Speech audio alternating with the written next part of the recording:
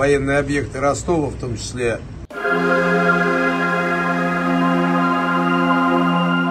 মনে আছে ওয়াগনারের কথা? রুশ প্রেসিডেন্ট ভ্লাদিমির পুতিনের ভাড়াটে সেনাদের ভয়ঙ্কর দল, যারা পশ্চিমা শক্তির বিরুদ্ধে লড়েছিল সিরিয়ায়, আফ্রিকার দেশে দেশে এবং ইউক্রেনে। জমের মতো এই বাহিনীকে ভয় পেত পশ্চিমারা।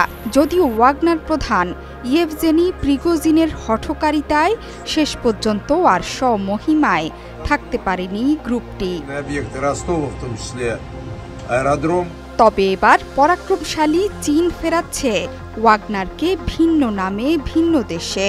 ডেভিল আর্মি বা শয়তানের সেনা নামে চীনের এই বাহিনী প্রাথমিকভাবে কাজ করবে মিয়ানমারে, যদিও ভবিষ্যতে ভারতের জন্য চিন্তার কারণ হতে পারে এই শয়তানের বাহিনী।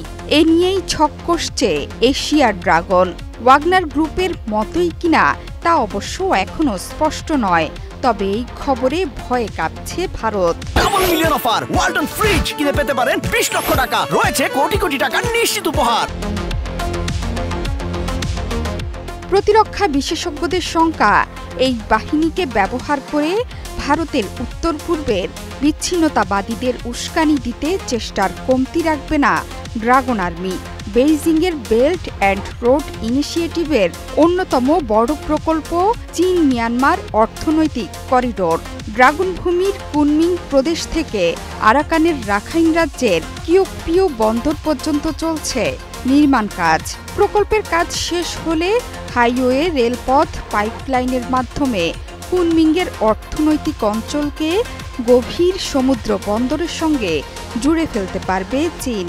কৌশলগত দিক থেকে যা খুবই গুরুত্বপূর্ণ, আর তাই সিএমইসিকে মালাক্কা প্রণালীর বাইপাস বলে দাবি করেছেন প্রতিরক্ষা বিশেষজ্ঞরা। বর্তমানে ভারত মহাসাগরে প্রবেশ করার ক্ষেত্রে মালাক্কা প্রণালী ছাড়া বেইজিংয়ের কাছে দ্বিতীয় রাস্তা নেই। তবে সিএমইসি প্রকল্পের কাজ শেষ হলে দূর হবে বেইজিংয়ের দুশ্চিন্তা। তখন আমেরিকার কারণে মালাক্কা প্রণালী বন্ধ হলেও সরাসরি ভারত মহাসাগরে ঢুকতে পারবে চীনা জাহাজ। আর তাই দ্রুত সিএমইসি শেষ করতে মরিয়া হয়ে উঠেছে এশিয়ার ড্রাগন। কিন্তু গলার কাটা মিয়ানমারের বিদ্রোহীরা। চীনা প্রকল্পকে লক্ষ্য করে নানাভাবে হামলা চালাচ্ছে তারা। চীনের সাথে মিলে নিরাপত্তা সংস্থা তৈরি হলে এক ঢিলে দুই পাখি মারতে পারবে জান্তা। প্রথমত, চীনা সামরিক কোম্পানির অস্তিত্ব অস্বীকার করতে সক্ষম হবে ইয়াঙ্গুন। দ্বিতীয়ত, এটিকে ব্যবহার করে নিজের স্বার্থ হাসিল করতে পারবে বেইজিং। প্রতিরক্ষা বিশেষজ্ঞদের দাবি, গত কয়েক বছর ধরে চলা গৃহযুদ্ধে বিদ্রোহীদের কাছে অসংখ্য গুরুত্বপূর্ণ সেনাঘাঁটি হারিয়েছে জান্তা। ধীরে ধীরে ফুরোচ্ছে তাদের অস্ত্রের ভাণ্ডার।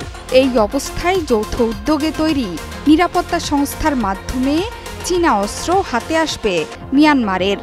সেই অস্ত্রের মাধ্যমে ফিরে আসবে দখলকৃত এলাকাও। ড্রাগনল্যান্ডে বেসরকারি নিরাপত্তা সংস্থা যে নেই তা কিন্তু নয়, এবং তালিকায় আছে DOA security group limited, Huajin China security, Guan An security technology, China overseas security group এবং ফ্রন্টিয়ার সার্ভিসেস গ্রুপ। সামরিক শক্তিতে এখন দুর্বার চীনের ড্রাগন আর্মি। জল, স্থল এবং আকাশ সবখানে যুক্তরাষ্ট্র থেকে ভারতকে চোখ রাঙিয়ে যাচ্ছেন শি জিনপিং। মাত্র কদিন আগেই নতুন নতুন স্টেলথ যুদ্ধ বিমানের সাথে পরিচয় করিয়ে দেয় বেইজিং। তবে এবার নতুন খেলায় মত্ত শি জিনপিং। নিজেদের শক্তি ছড়াতে চাইছেন পুরো বিশ্বে। মিয়ানমারের সাথে নতুন এই বাহিনী গড়তে গিয়ে কূটনীতির বাজি খেলাতেও জিতে গেছে চীন। বর্তমানে গৃহযুদ্ধে উত্তাল মিয়ানমার, সেই আগুনে ঘি ঢেলে নতুন ছক কষে ফেলেছে এশিয়ার ড্রাগন। ভারতের প্রতিবেশী এই দেশটিকেই তুরুপের তাস করেছে চীন। চলতি বছর চীনের সাথে এরকমই একটি সমঝোতা চুক্তিতে যেতে পারে জান্তা সরকার। উদ্দেশ্য যৌথ নিরাপত্তা সংস্থা প্রতিষ্ঠা। সরকার বলছে এই সংস্থা মূলত বিদ্রোহীদের হাত থেকে বেইজিংয়ের বিনিয়োগ রক্ষায় কাজ করবে। গেল 22 অক্টোবর চুক্তির খসড়া তৈরিতে ওয়ার্কিং কমিটিও তৈরি করবে জান্তা।